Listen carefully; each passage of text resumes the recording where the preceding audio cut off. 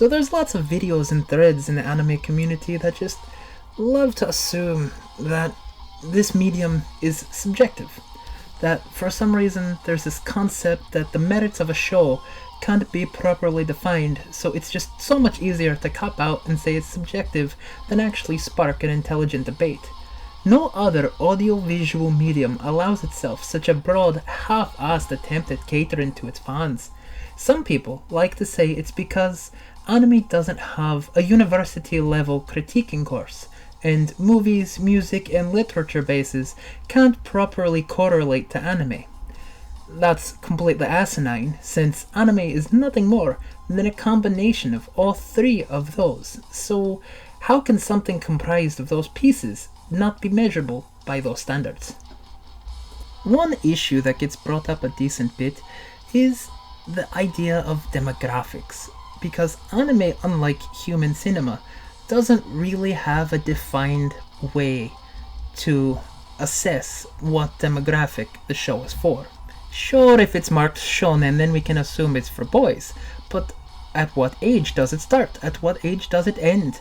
I mean, what stops a girl from liking a shonen? What stops her from thinking Vegeta's badass? Nothing does. Fucking nothing. Cause you know what? Vegeta's a badass. Even Ronda Rousey knows and is down with the Prince of all Saiyans. Hail Ronda Rousey. I mean Vegeta. Hail Vegeta. Shut up, Nappa.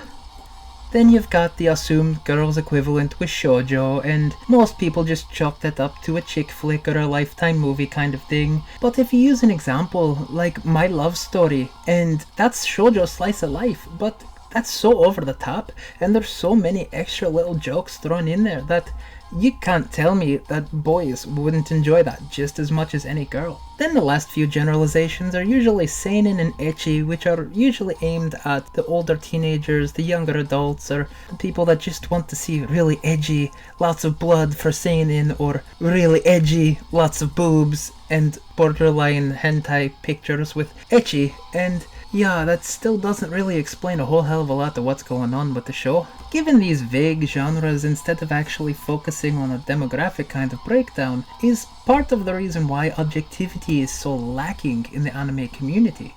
Any basic shonen action fighting series will fall victim to precedents set before it by whatever the watcher has seen, whereas real life has a vague rating system, yes, but the linchpin in all of these things is that people know what to expect from certain actors. So if a movie has the hunky Channing Tatum, no homo, it's going to have aspects of fast-paced action, stupid college humor, so a tempered expectation would be really good going into it. Whereas Tom Hanks, though he has a very wide range, garners more respect in an older crowd. This helps to pad my point because movies, even though there is a little bit of differing opinion, it's not nearly as polarizing as with anime. No one runs around screaming, "The Godfather was shite." You're just schluck mafia cliche loving casual who doesn't understand a cannoli from a stromboli. Yeah, no one will ever say something like that unless they're trying to be funny or unless they're severely handicapped. Anime can't really demand that type of respect because of the fact that voice actors are paid to be flexible, so they won't always sound like their last character, yet Tom Hanks will always be Tom Hanks. Sure, you could try to make an argument for the studio or for the director,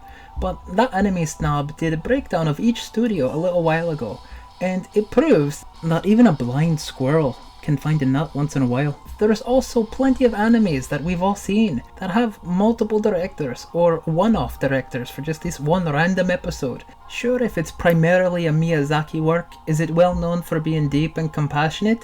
Yeah, but not all of them really are. They're not all classics.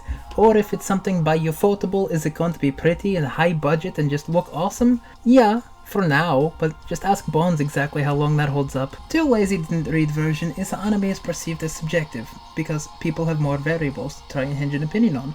Whereas real cinema tends to make a blockbuster just with a little bit of name recognition and a generic plot that usually just brings money in. Perception, however, isn't everything. It's all contingent upon how critical you want to be.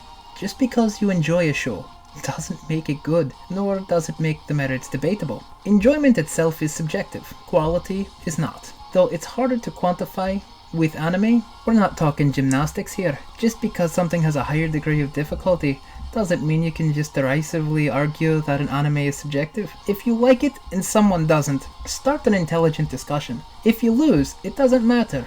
Your enjoyment level of the show doesn't have to go away, doesn't have to lessen. It just means you should learn what constitutes good cinematography and storytelling before you run around crowning the next masterpiece. This one ain't